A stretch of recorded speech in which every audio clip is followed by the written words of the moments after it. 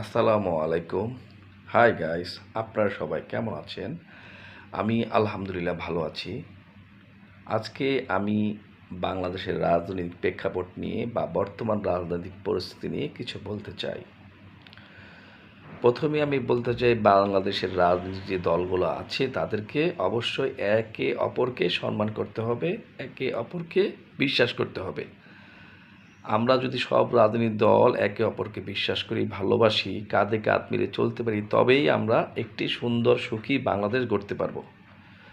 আমরা অযথা একে অন্য দলকে বা একে অপরকে গাদা ছোড়াছুড়ি বন্ধ করে দেশের পরিস্থিতি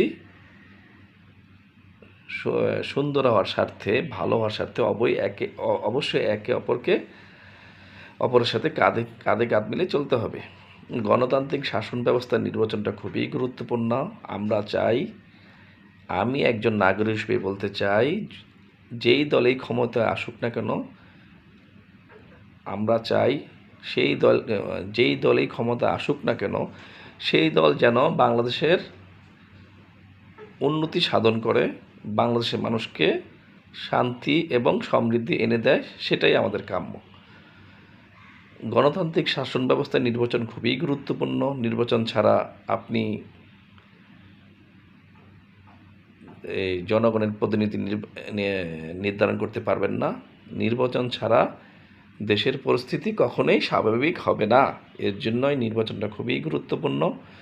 বর্তমান যে রাজনৈতিক পরিস্থিতি বিরাজমান, সেই রাজনীতি থেকে আরও যদি আপনার আইনশৃঙ্খলা বাহিনী বলেন আর আইনশৃঙ্খলা পরিস্থিতি বর্তমানে যে অবস্থায় থাকুক না কেন, যদি গণতান্ত্রিক শাসন ব্যবস্থা একটি সুষ্ঠু নির্বাচন হয়, আমি দৃঢ়ভাবে বিশ্বাস করি দেশের রাজনৈতিক পরিস্থিতি উন্নতি হবে, বাংলাদেশের মানুষ শান্তিতে বসবাস করতে পারবে এবং আমরা সবাই যদি একসাথে কাঁধে কাঁধ মিলে চলতে পারি, অবশ্যই বাংলাদেশ একটি সুখী সমৃদ্ধ দেশ হিসেবে সবাই মিলে গড়তে পারব।